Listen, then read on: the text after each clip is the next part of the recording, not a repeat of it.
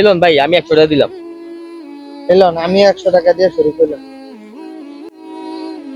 কেউ ভাই, তোমরা কিসের টাকা উঠাইতেছো? ভাই এখানে কোনো নামাজের স্থান নাই, তো তাই আমরা সবাই কর্মচারীরা মিললে টাকা উঠাই একটা নামাজের স্থানের ব্যবস্থা করি। বলেন কি ভাই, এখানে আশেপাশে কোনো মসজিদ নাই? না ভাই, এখানে আশেপাশে কোনো মসজিদ নেই, অনেক দূরে আছে ডালকুল। ও আচ্ছা ভাই, তাহলে আমি 100 টাকা দিয়ে আপনাদের সাথে শুরু করলাম। তাহলে ভাই আপনি আমার সাথে একটু সামনে আসেন, একটু কথা আছে।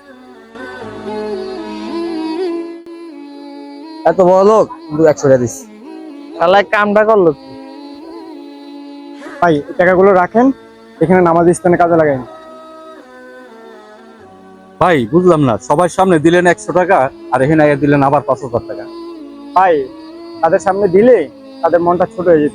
তারা দিয়েছে 100 টাকা, আমি যদি 5,000 টাকা দিই তারা কষ্ট পাবে। আর সবার সামনে এত টাকা দিলে একটা অহংকারী চলে আসে, দান করলে গোপনে করাই উত্তম। ভাই আপনি ঠিকই বলছেন, এদেশে এখনো কিছু লোক আছে যারা লোক দেখানো দান করে। আসলে দান করাটা গোপনই উত্তম।